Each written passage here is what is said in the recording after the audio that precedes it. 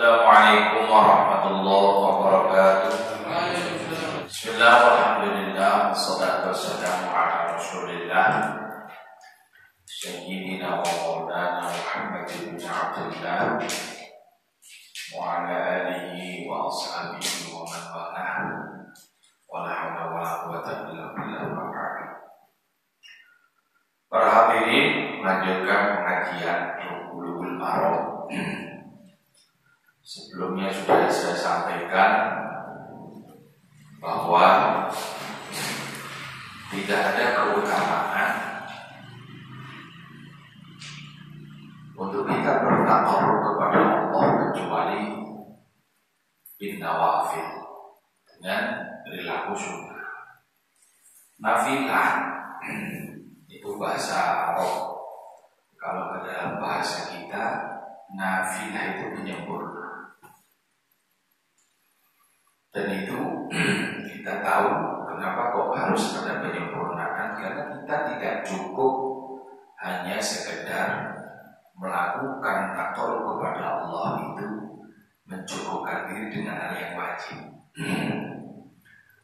Di setiap apa yang kita lakukan dalam ibadah kita, dari yang wajib itu tidak ada satu pun yang sempurna.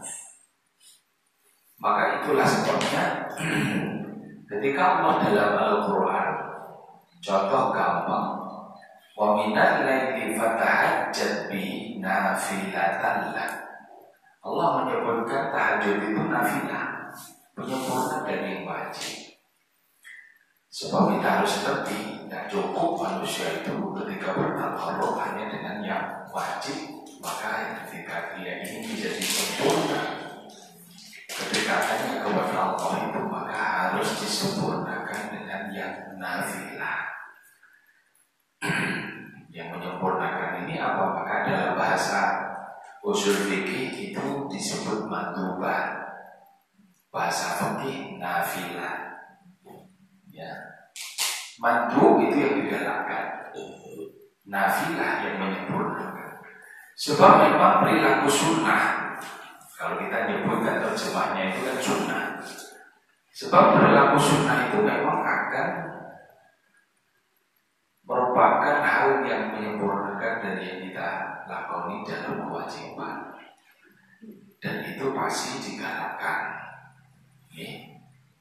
Makanya kemarin saya sampaikan ketika ada satu cerita, Rabi'ah bin Malik al-Aslami ini ditanya oleh Rasulullah, qala li Nabi sal, Rabi'ah, silakan kau minta sesuatu. Fakultu, orang itu pasti akan sadar bahwa dirinya itu tidak akan bisa melakukan hal yang secara sempurna di dalam kehidupan ini, terutama menjalankan ibadah tidak ada yang sempurna. Makanya ketika dimintai oleh Rasulullah, silakan kau minta apa? Ditanya begitu ya jawabnya, as'aluka murafaqata fil jannah. Saya cuma minta satu ya Rasul. Saya tidak minta macam-macam sudah. Saya ingin bersama engkau di surga. Ibaratnya begitu. Jadi kan ibarat jadi santrinya Nabi. Tujuan hidup apa sih kalau tidak selamat di akhirat? Betul. Bagaimana orang ketika bisa sampai di surga, bisa selamat di akhirat? Itu tidak ada cara kecuali kita harus dekat dengan Allah. Nah masalahnya setiap manusia, sahabat itu merasa tidak ada pantas. Nah kalau surga ukurannya kan Nabi, ya masa bisa? Makanya yang ketika ditanya begitu sama Rasulullah, terus kamu minta apa? Saya sudah ada macam-macam mintanya. Saya ingin bareng jenengan saja. Ya, makanya kemarin saya kiaskan, santri itu di mana-mana tidak akan pernah merasa dirinya akan lebih baik, bisa mencapai derajat seperti kiainya, gitu. Makanya ketika santri ditanya, kamu ingin apa? Ya sudah ada macam-macam. Saya ingin salam jenengan mawon, derek jenengan mawon, gitu. Derek kiai mawon, gitu. Ini sama sahabat juga begitu. Kurang dari jenengan ngomongnya bagus. Dunia akhirat kandolan jenengan pun. Karena santri dimanapun pasti merasa bahwa dirinya tidak akan pantas mendapatkan derajat yang tinggi seperti gurunya. Sama lebih-lebih kepada sahabat. Sahabat tidak ada yang pede. Makanya ketika ditanya begitu Rabi'ah, ya Rasul saya tidak macam-macam sudah. Pengen bareng jenengannya jadi akhirat. Masya Allah. Itu pun masih ditanya lagi sama sahabat sama Rasulullah. Aku gak tahu jago sini ya. Minta yang lain kok. Nanti jago mana? Saya tidak minta macam-macam. Itu saja sudah. Oh disuruh nikah kok sama Nabi, diberitahu apa sama Nabi. Ya sudah, ya sudah sama jenengan. Dari jenengan mama Nabi. Karena dia manapun manusia tidak akan mungkin akan bisa sampai derajat seperti Nabi. Makanya kalau dia merasa tidak seperti Nabi, ya sudah, jangan dorong jenengan saja. Makanya kalau dalam istilah Jawa, ya Kak Iso, budal dewi nurut itu kan kaidah. Kaidah wong Jawa, nek Kak Iso budal dewi nurut nek Kak Iso tutuk itu budal dewi Kak Iso, ya nurut aja tutuk bareng gitu. Nah ini sama, kalau kita ingin gandol siapa kira-kira yang selamat, dia gandol kajian Nabi gitu. Makanya Nabi ketika kemudian bertanya begitu, tidak ada pilihan, Rafi'ah jawab sudah itu saja. Maka Nabi sampaikan fa'in bi'ala nafsika bikasrati sujud. Kata Nabi, kalau gitu kalau kamu ingin bareng sama aku sudah, saya minta juga macam-macam sama kamu. Tolong saya biar bisa bawa kamu dengan satu cara saja. Apa? Kasratis sujud. Perbanyak sujud kepada Allah. Nah ini yang kemudian ditafsirkan oleh para ulama, termasuk Imam Muslim ya, itu mentafsirkan bikasratis sujud ay bikasratis nawafil minas shalawat. Ya. Perbanyak sholat sunnah. Bukan sekedar sujud. Sujud itu sebab apa? Kalau kita kajian dalam Ahlus Sunnah wal Jamaah sudah saya sampaikan, sujud tanpa sebab itu haram. Sujud yang tanpa sebab itu haram. Maka ketika kita bersujud, ya, sujud itu artinya begini, sujud yang berjamaah ya dengan batu ini itu haram kalau tanpa sebab. Kalau yang sujud di makna ar-ruku, nah itu boleh, ya. Dan itu di dalam Al-Quran banyak, karena memang ruku itu sebetulnya hanya mengistilahkan sebetulnya bagian dari sujud. Makanya kalau saya pernah sampaikan pada panjenengan, para ahli sufi, orang-orang ahli tasawuf, orang-orang para aulia Allah, itu ketika sholat itu yang diperpanjang apa? Rukuk wa sujud. Kita kan tidak syariat dan kita itu mau syariat ini sih didawano umum karena kita itu kan sholat itu kan lebih panjang lebih baik, tapi asalkan bukan sholat jamaah, sholat sendiri. Kalau kita syariat yang bagus mana? Ketika berdiri atau rukuk atau sujud berdiri. Sebab namanya Allah jadi bingung syariat seperti kita. Ya, sujud panjang itu masalah. Bisa ditinggal dulu. Kesuwen sujud itu turu kayak rukuk kesuwen, masya Allah, dengkul. Makanya yang panjang bagus sama kan begitu. Orang syariat ya qiyamnya ketika berdiri. Tapi orang tasawuf itu kan sujud yang diperpanjang. Ya. Bukan artinya bahwa bukan sujudnya diperpanjang, bukan duduk yang dihitamkan, bukan. Memang betul-betul sujudnya diperpanjang. Kalau ukurannya orang banyak sujud itu bukan baru. Nah, itu jadi tadi lagi saya sampaikan, maka bukan kok kemudian akhirnya kita itu berkata sujud hanya sujudnya itu diperpanjang saja, tidak. Sholat sunnahnya yang diperbanyak. Maka sudah sebelumnya saya sampaikan kepada jenengan ya, bahwa sholat apa yang paling afdal adalah pertama tahajud. Karena itu sudah menjadi naskah Quran. Bahkan kalau para nabi itu wajib. Tidak ada satupun nabi itu dari nabi Allah yang tidak ahli tahajud. Ya. Jadi maksudnya dari ketika Nabi mengatakan bikasratis sujud ay bikasratis sholawat dan nafilah. Jadi berbanyak sholat sunnah. Maka tidak ada sholat itu yang bid'ah.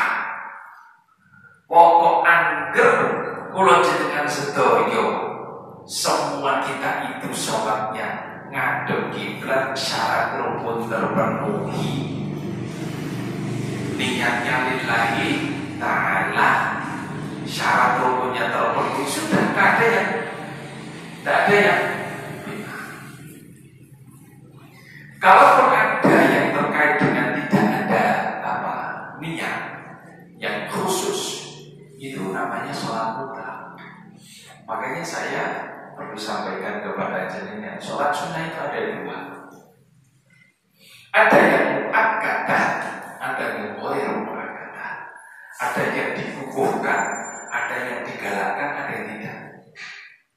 Yang digalakkan itu adalah segala sholat yang maksurah, merupakan bagian dari ajaran Nabi. Ini ajaran Nabi. Dan apakah kemudian Nabi itu pasti membiasakan begitu? Belum tentu. Karena memang kita harus ngerti dalam kajian usul fikih, terutama kajian hukum, apa yang pernah dilakoni Nabi itu pasti sunnah. Meskipun Nabi ngelakoni sepisah itu, berarti hukumnya sunnah terus sudah. Makanya kita itu harus ngerti. Contohnya kajian Nabi, apakah harus istiqomah sedang tulis? Tidak. Nabi itu sedang tulis hanya beberapa kali saja. Tapi karena sudah dilakoni oleh Nabi, maka itu akan menjadi sunnah terus hukumnya. Ilal abad, selamanya sudah. Gitu ya. Termasuk apakah Nabi sudah begitu kebiasaannya sholat hajat? Tidak, Nabi itu sholat hajat jarang. Kalau kita kan sering gitu, soalnya hajat kalian. Kita tuh hajat aja ya. Bolak-balik sholat hajat, soalnya kan banyak kakak butuh kan pengen. Padahal Nabi enggak, sholat hajatnya gaji Nabi beberapa kali. Tapi karena itu sudah dilakoni Nabi, maka hukumnya itu sudah muakkadah ilal abad, ya, selamanya. Ini termasuk kalau kita itu, jadi ini karena memang urusan hukum. Jadi apa yang sudah dilakoni Nabi, maka hukumnya terus masukkan di Nabi kasus.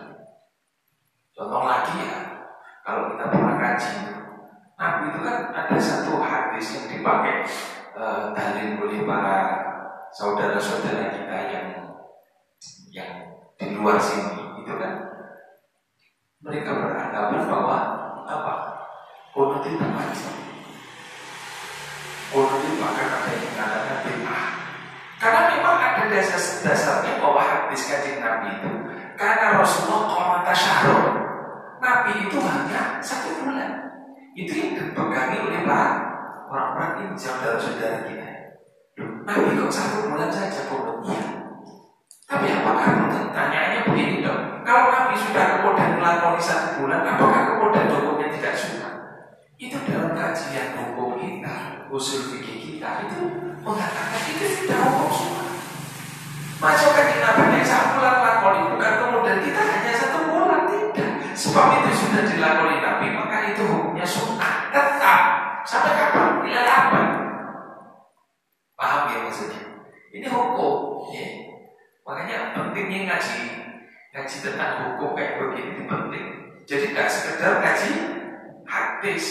Sebab hadis ini kalau tidak ngerti ilmu hadisnya ya susah. Keliru kabeh.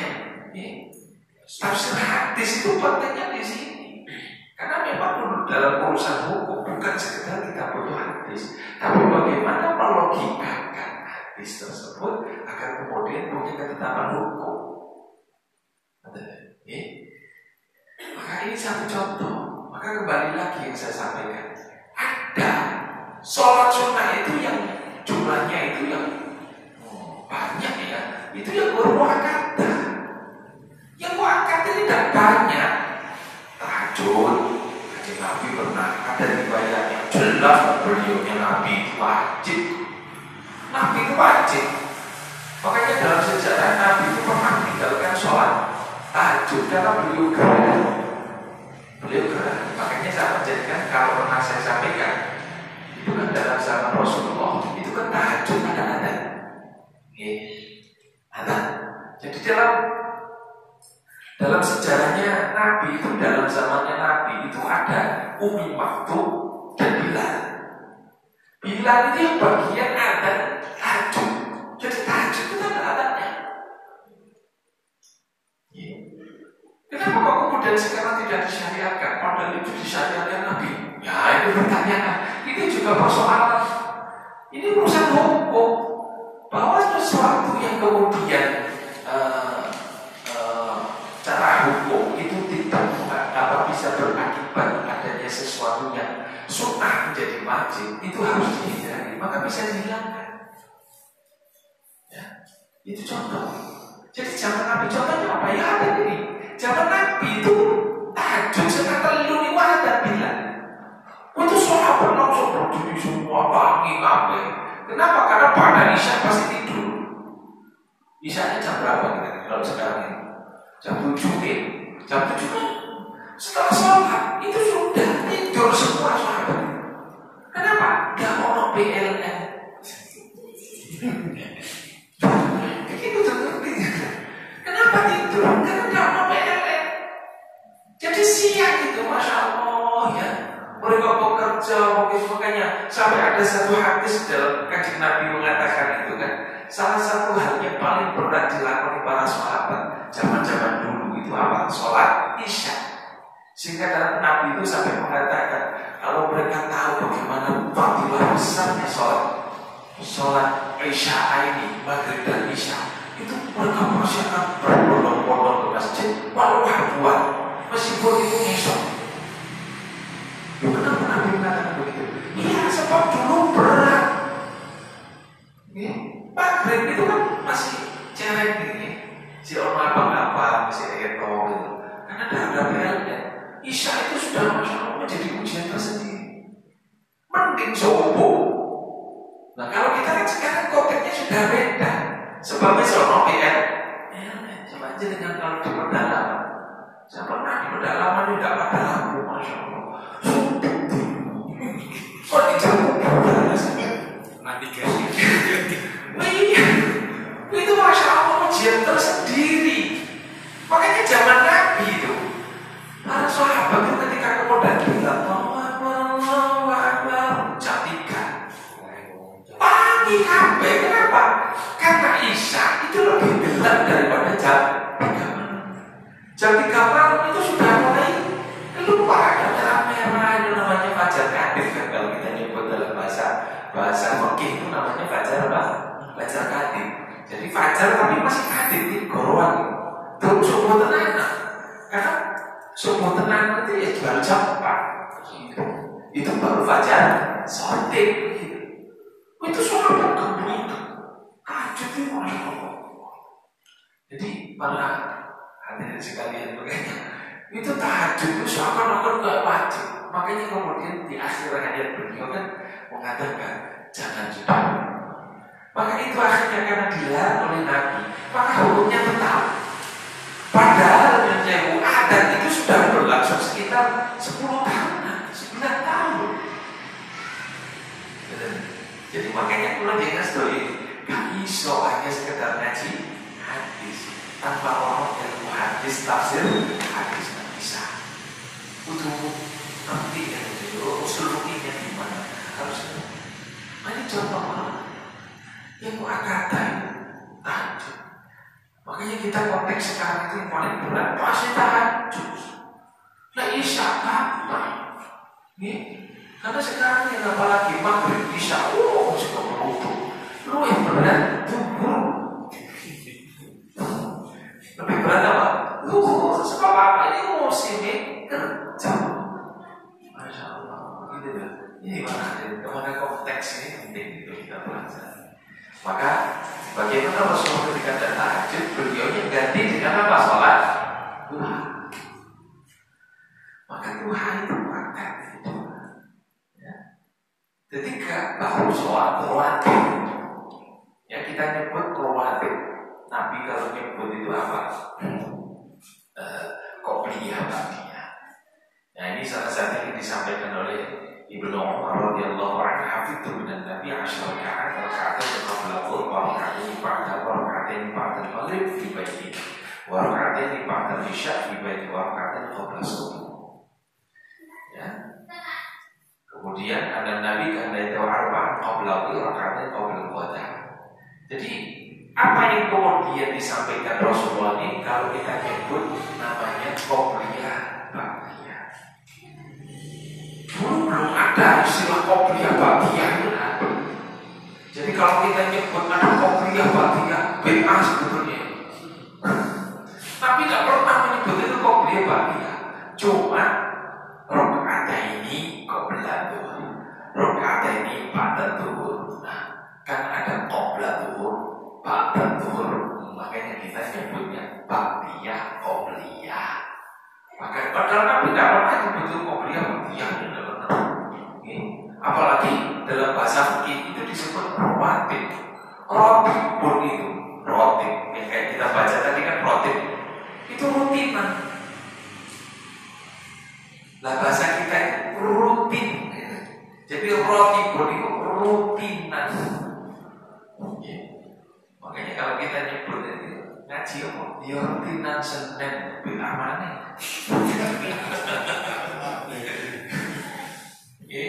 Makanya istilah ini, masya Allah, kita itu nggak usah terjebak. Kadang gini, masalahnya orang-orang yang kadang nyebut bid'ah itu kadang terjebak dengan sebuah istilah, gitu.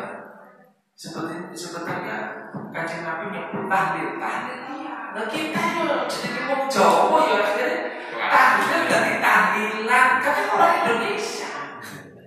Moco Yasin, nggak ono Yasin kan? Kalau Yasin itu boleh, Yasin kan nggak boleh. Ya terus apa beda? Ini loh, ini terjebak istilah kita itu di dalam seperti itu. Padahal itu sebetulnya intinya sama. Karena kita orang Indonesia baca rotib jenenge rotipan, moco Yasin jenenge Yasinan, moco tahlil jenenge tahlilan, moco manakib manakib. Bahasa seperti Indonesia. Jangan terjebak dengan istilah, intinya kan isinya, gitu. Sama. Kalau kita nyebut ini kita sholat rawatib, nanti tidak pernah nyebut rawatib, itu istilah gimana? Ya. Maka kembali lagi yang saya sampaikan ini, ada beberapa sholat rawatib qobliyah ba'diyah yang dimuakkadkan. Yang muakkad apa? Qabla subuh 2 rakaat. Qabla dhuhr 2 rakaat. 2 rakaat lagi ba'da dhuhr. Qabla asar 2 rakaat. Ba'da maghrib 2 rakaat. Qabla isya 2 rakaat. Ini yang wajib. Yang paling utama. Ditambah boleh. Itu yang nanti disebut ghairu muakkad. Dan ini hadisnya banyak versinya, nanti akan kita pelajari insya Allah dalam pertemuan berikutnya. Jadi artinya jadikan contoh qabla subuh, bisa tambah lagi 2 rakaat boleh. Sing muakkad loro. Kalau ingin tambah lagi boleh. Jadi 4. Qabla dhuhr ditambah loro maneh 4. Ba'da dhuhr ditambah lagi 4 boleh. Qabla asar boleh. Nanti saya terangkan. Ba'da maghrib boleh. Ba'da isya boleh. Makanya dalam hadis itu ketika Nabi sampai mengatakan di dalam hadis ini, sami'tu Rasulullah man shalla isnatai asyrata raka'atan fi yaumihi wa lailihi bunya lahu binna baitun fil jannah. Kalau orang itu kepingin dapat kaplingan rumah di surga, pingin kaplingan swarga. Nek kaplingan dunya kan larang.